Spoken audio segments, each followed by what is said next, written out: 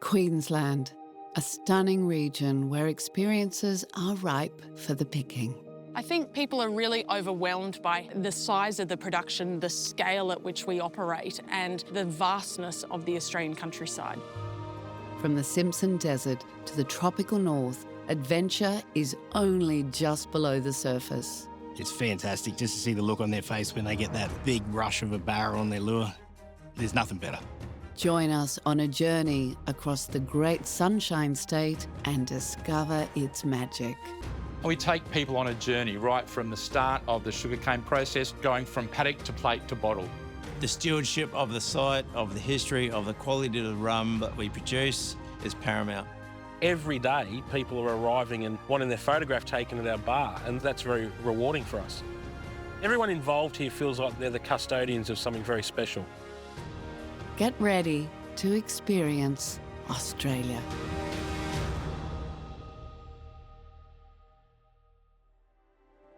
The first stop on our journey is the Lockyer Valley, about an hour's drive west of Brisbane.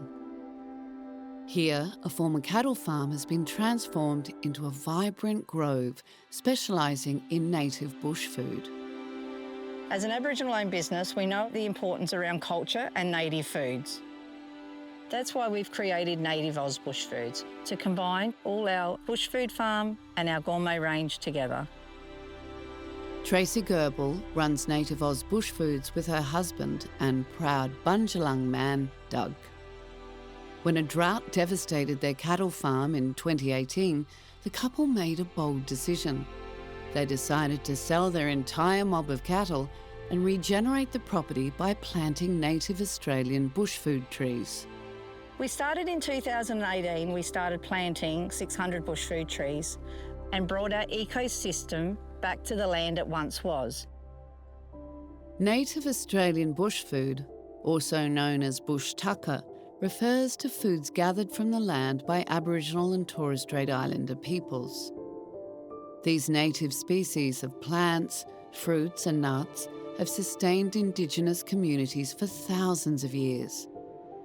Bush foods are a testament to the deep knowledge and resourcefulness of First Nations people.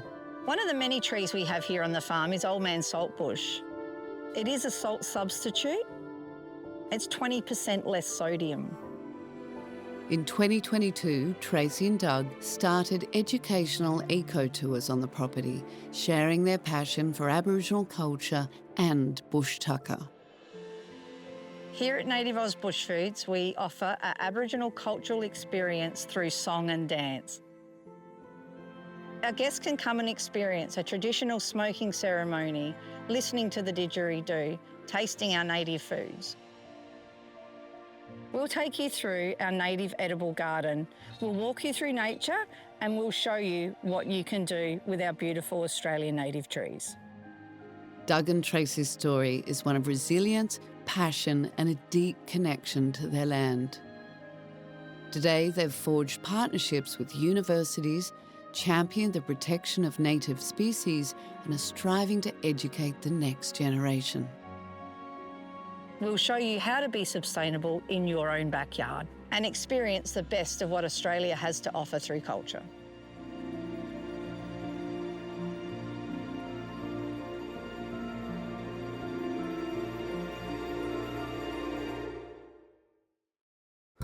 From the green pastures of the Lockyer Valley, we travel deep into outback Queensland to the remote town of Birdsville.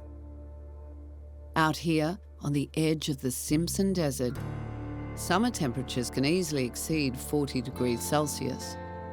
Luckily, in town, there's a place to get out of the heat and enjoy a cold drink. Birdsville Hotel has become like a bucket list destination in outback Queensland. We're here 365 days a year. No matter what the weather's doing, we are here and always open for business.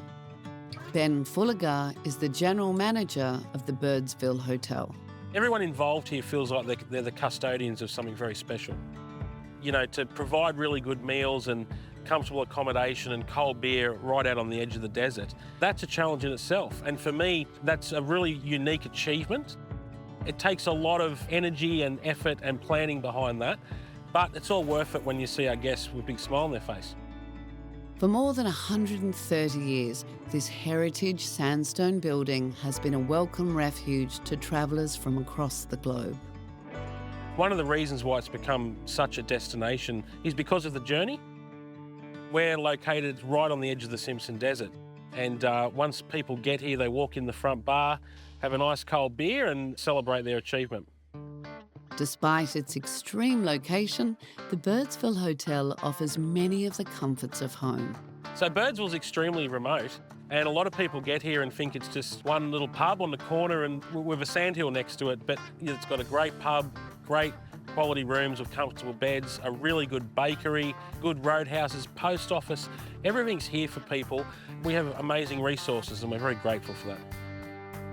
For those passing through, the hotel is a gathering place to relax and unwind after a long journey through the desert. So Birdsville's a long drive and, not everyone has that time to go travelling. So a great way to come through to Birdsville is to fly. We have an airstrip, it's 1.8 kilometres long, right next door to the hotel. And it's very unique in the fact that you can taxi your airplane up, park it up, tie it down for the night, and it's a 30-metre walk to our front bar. We like to think Birdsville Hotel's the friendliest in Australia. I mean, we get all walks of life. Every day, people are arriving and wanting their photograph taken at our bar, and that's very rewarding for us. We'd like to think it's the eighth wonder of the world, absolutely, with the coldest beer.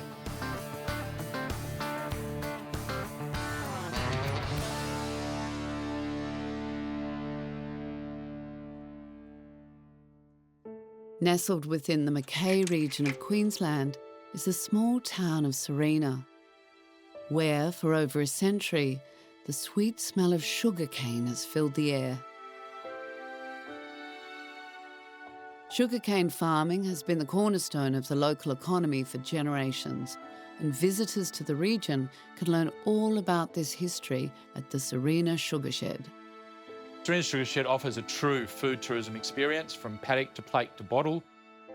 And we take people on a journey right from the start of the sugarcane process right to the end. Ian Mason is the venue coordinator at the Sugar Shed. Lots of people come through, they've seen the sugarcane as they've been driving around and they're really curious about how it gets onto their plate, and that's where we come in. For more than 150 years, sugarcane farming has played a central role in shaping Queensland's identity. The state's tropical climate and fertile soils proved ideal for large-scale cultivation. Today, Queensland produces 95% of Australia's raw sugar. Each year, around 30 million tonnes of sugarcane is crushed, producing 4.5 million tonnes of raw sugar. That's enough to fill more than 850 Olympic-sized swimming pools. Our tour starts by standing outside some sugarcane, and we explain how that is grown and how it's harvested. Historically, sugarcane was harvested by hand using a machete, back-breaking work. Today, most harvesting is done by machines known as cane harvesters. And then we come into the factory where we actually crush some sugarcane to produce juice. People can taste a billet to see what it tastes like. And then we move into our tasting room where you can taste some of the products that we make here at the Sarina Sugar Shed. Sugarcane is typically harvested 9 to 16 months after planting.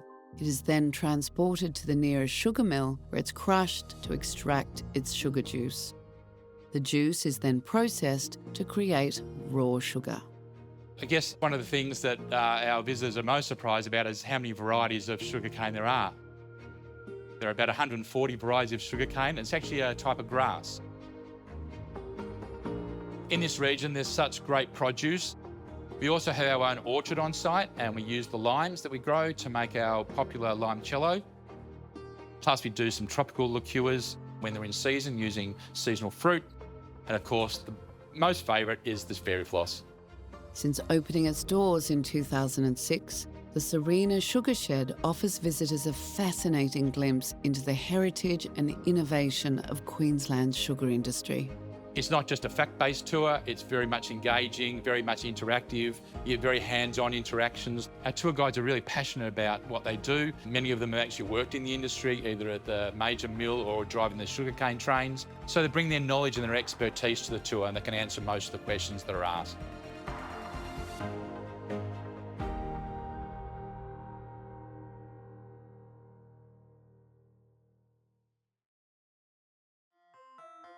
Since the early days of sugarcane farming in Queensland, people have been turning it into the popular spirit rum.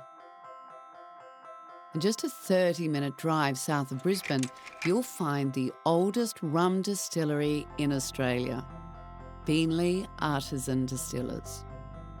The local area was settled in the 1860s and has always been known as Beenleigh, surrounded by sugarcane mills.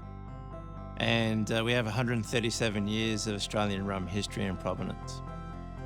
My name's Steve McGarry, and we're here at the Beenleigh Artisan Rum Distillery in southeast Queensland. Beenleigh started life as a sugarcane farm operated by 2 English migrants. But in 1884, fate delivered an abandoned boat on the banks of the river. On board was a large copper still, so the cane growers tried their hand at distilling rum. So we're open 10 till 5, 7 days a week. You're welcome to come in and have a tour and tasting experience. We have our visitor centre and our bar. We also have our heritage listed distillery building where all the magic happens. And then we have a maturation warehouse where I'm standing today. We have in excess of 1,000 American oak ex-bourbon barrels. And we have numerous vats here behind me, all full of Australian rum. Beenleigh rum is still crafted at the same riverside location, and the ingredients are as simple as the day they started. Sugarcane molasses from a local family-owned mill, select quality yeast, and pure Queensland rainwater from the dam next to the distillery. All the rainwater on site is collected in our water supply dam, and that's what we use for our fermentation process and rum production process, and also in cooling our distilling equipment. Any wastewater on site goes back out to our local cane farmers and irrigates their sugarcane crop. Following distillation, the cane spirit is stored in wooden vats. Here, they gently age between 2 and 15 years before being made available to the public. 20 degrees, the strength is 78.2. What makes the Beenleigh Distillery experience so special is an up-close and personal experience of an operating distillery, experiencing everything we have at our heritage listed site. We have our blend your own experience.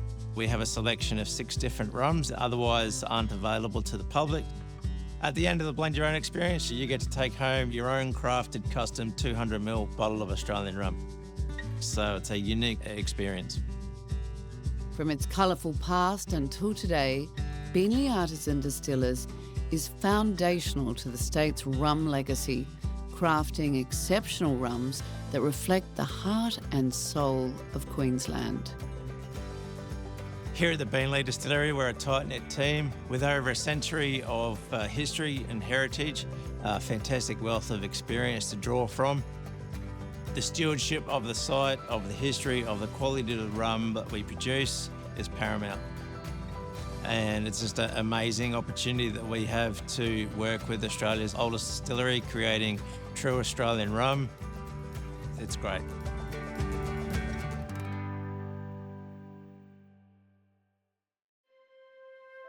Nestled on the banks of the McIntyre River, near the New South Wales border, we arrive at the rural town of Goondiwindi. The region's vast open spaces and fertile soils give rise to a crop that is essential to our clothing: cotton. I think people are really overwhelmed by the size of the production, the scale at which we operate, and the vastness of the Australian countryside. And visitors can learn all about this precious resource on the Goondiwindi Cotton Tour. Goondiwindi Cotton Tours started over 20 years ago. We are actually part of Goondiwindi Cotton, which is a clothing brand that designs and manufactures quality cotton garments for men and women. As part of that experience, we actually created the Goondiwindi Cotton Farm and Town Tour, which really connects people now with where their garments are made. It's a wonderful opportunity for visitors to connect with our region. It's a chance to explore the town, and it's also a chance to discover how cotton is grown here in Goondiwindi. The experience goes for roughly 4.5 hours. We take visitors through the town and we give them a little bit of an overview of some of the great places that we have to visit, some of the key monuments that people might know and love about the region. Then we actually head about 10 minutes out of Goondiwindi and we come right here to our family-owned cotton farm called Al Taringa. We're out in clean, open, fresh air, and it's really a chance to connect with where food comes from, where fibre comes from, where the raw materials are that clothe our country. There are roughly 1,500 cotton farms in Australia. In an average year, they produce enough cotton to clothe 500 million people. Over 40,000 bales come from this region alone, which accounts for 15% of Australia's output. Sustainability is such an ongoing conversation now. We have an ongoing project which is really looking at how we can recycle cotton garments, shred those garments and put them back into the soil to enhance soil health. And it's a wonderful project around circular economies. In a world where fashion is becoming increasingly disposable, Goondiwindi Cotton's recycling program is taking textile waste out of landfill and using it to rejuvenate the soil.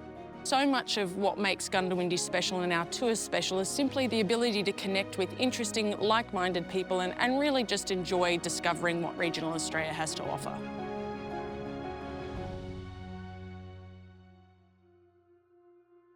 Our journey culminates 25 kilometres inland from the Whitsunday coast at Lake Proserpine. This beautiful stretch of water, framed by a stunning tropical landscape, is actually a man-made reservoir. Since its construction in 1990, Lake Proserpine has become a haven for outdoor adventurers. It provides the perfect backdrop for camping, kayaking and boating. But the biggest draw card of the lake is the chance to reel in one of its iconic barramundi. It's fantastic just to see the look on their face when they get that big rush of a barra on their lure. The way they crash a lure, it's fantastic. There's nothing better. Lindsay Dobe is the owner of Barra World Charters. He offers a fully guided fishing experience targeting this famous Australian sport fish. We started the experience about 22 years ago out here on Lake Proserpine, just targeting large barramundi. We supply everything, all the rods and reels are there, all the fishing tackle is supplied. People can bring their own favourite rods if they've got one they want to use, but no, we supply everything. You just got to rock up, bring your hat and suntan and a big smile. Barramundi can grow up to 1.8 metres and weigh up to 60 kilograms. They're known for their ability to thrive in both fresh and saltwater environments. Thanks to the area's enviable climate of long summers and mild winters, Lake Proserpine is a paradise for fishing at any time of the year. The normal day out on the lake, we get here nice and early a lot of the time, try and beat the wind and get the really nice calm conditions. Usually we're chasing that real big one, just trying to pull big fish out of heavy timber. It's a tough way to catch them, but it's a great way to catch them.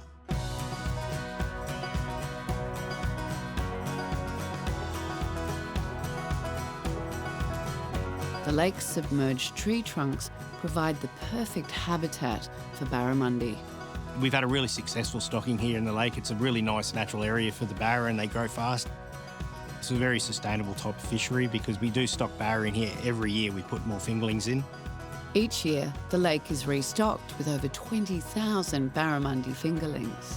Yeah, we stock fingerlings usually around the 100 mil and then it takes a couple of years for them to get to that legal size. In about 5 years and they're that magical meter fish. And the majority of the fish are released to grow bigger and better. Lake Proserpine is one of the few fishing spots where you can fish for barramundi all year round. I guess our charters up here are fairly unique, the fact that we've got such a really scenic place. We can do it pretty well all year round. Not far from beautiful Whitsundays, you know, it's all part of a one-day trip. I've done probably about 2,000 charters up here. Every day something different happens. A good day is pretty well every day. It's what you make it. Yeah, I'm really lucky. I've been doing this for like 22 years now, and I'll never get sick of seeing people catch their first barra. Just getting that opportunity to be out on a place like this, to have all that timber around you, that low light time, big fish charging in the lures, that's a good day. From the tranquil paradise of Lake Proserpine to the desert plains of Birdsville, Queensland is brimming with adventurous possibilities that are sure to delight and engage all the senses. Come and experience it for yourself.